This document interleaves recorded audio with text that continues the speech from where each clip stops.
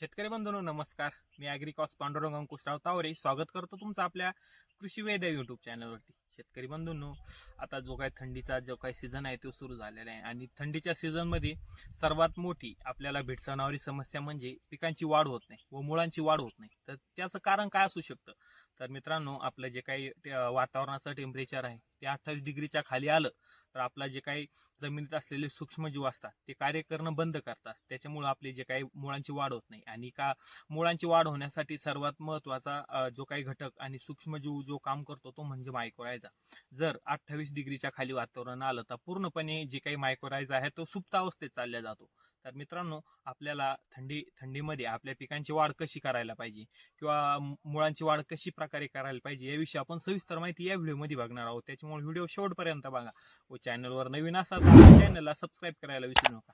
शेतकरी बंधूंनो, थंडीमध्ये सर्वात महत्त्वाच्या दोन समस्या या सर्वात जास्त आपल्याला परेशान करतात. पहिलं म्हणजे सूर्यप्रकाश आणि दुसरं म्हणजे तापमान. मित्रांनो, जर सूर्यप्रकाश कमी असला तर अन्न निर्मिती सूर्यप्रकाश कमी असला त्यातल्या त्यात काय होतं मित्रांनो, थंडीच्या दिवसात लहान दिवस असतो त्याच्यामुळे सूर्यप्रकाश हा कमी पडतो. सूर्यप्रकाश कमी पडला की प्रकाश संश्लेषण हे कमी होतं. प्रकाश संश्लेषण कमी झालं म्हणजे अन्न निर्मिती कमी होती व झाडाला योग्य पोषण हे मिळत नाही. त्याच्यामुळे जर आपलं झाड हे फुल स्टेजला किंवा फर्स्ट स्टेजला असलं तर त्याचं पूर्णपणे ड्रॉपिंग होतात व झाड हे पूर्णपणे स्ट्रेसमध्ये जातं. दुसरं म्हणजे वातावरण. जर मित्रांनो, जर वातावरणाचं टेम्परेचर जर 28 डिग्रीच्या खाली गेलं की झाडाला योग्य अशी मुळीला कार्यपद्धती करायची जो काही वातावरण लागतं कार्यपद्धती करायला ते वातावरण मिळत नाही व झाड हे पूर्णपणे स्टॉप होतं. झाडाची जी काही वाढ थांबती, मुळांची वाढ थांबती.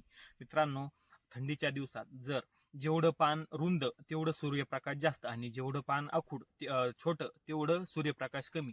मित्रांनो, आपल्याला जर आपल्या झाडाची व्यवस्थित वाढ करायची असली आपण काय काय उपाययोजना केल्या पाहिजे, कोणत्या गोष्टी ह्या वापरल्या पाहिजे? मित्रांनो, जर 28 डिग्रीच्या टेम्परेचर हे 28 डिग्रीच्या खाली आलं तर जे काही आपल्या जमिनीत असलेले PSB म्हणजेच phosphorus solubilizing bacteria, potash mobilizing bacteria किंवा मग नायट्रोजन फिक्सेशन बॅक्टेरिया, ह्या ज्या काही बॅक्टेरिया आहेत त्या पूर्णपणे सुप्त अवस्थेत चालल्या जातात म्हणजे डॉर्मेन्सीमध्ये चालल्या जातात.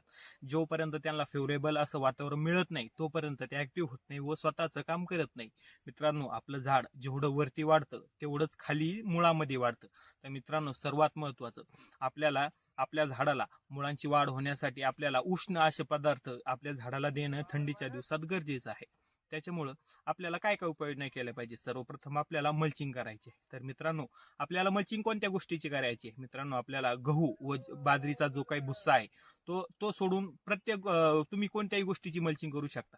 कारण की काय होतं मित्रांनो, आपण जेव्हा बाजरीचा आणि गव्हाचा भुस्सा हा आपल्या मल्चिंगसाठी वापरतो तेव्हा काय होतं, यामध्ये जे काही डिकम्पोज व्हायचं यांना टाइम लागतो व जे काही जीवाणू असतात डिकम्पोज करणारे ते काय करतात, जो काही हा भुसा डिकम्पोज करण्यासाठी पूर्ण नायट्रोजन वापरून घेतात व जेव्हा आपण तिथं नवीन पीक लावतो तर त्या नवीन पिकाला नायट्रोजन हा कमी पडतो. त्याच्यामुळं आपण जे काही आपण बघतो जिथं आपण समजा गव्हाचा किंवा बाजरीचा भुस्सा हा टाकलेला होता तिथं आपल्याला जे काही पीक आहे त्यांची वाढ ही कमी दिसते. तर मित्रांनो, आपल्याला मल्चिंग करण्यासाठी गव्हाचं पाचट एकदम उत्तम, कारण की गव्हाच्या पाष्टामध्ये तुमची जी काही पांढरी मुळे आहे ती एकदम अशी व्यवस्थित अशी ऍक्टिव्ह होती.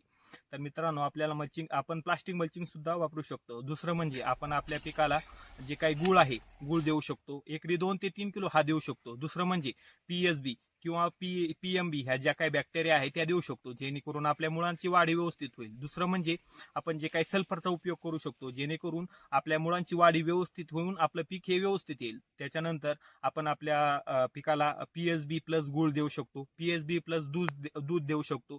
सर्वात महत्वाचं, मुळांची वाढ करण्यासाठी आपण जो काही मायक्रोरायझा आहे तो देऊ शकतो. तर मित्रांनो, व्हिडिओ आवडल्यास लाईक करा व आपल्या चॅनलवर नवीन असाल तर चॅनलला सबस्क्राईब करायला विसरू नका. धन्यवाद.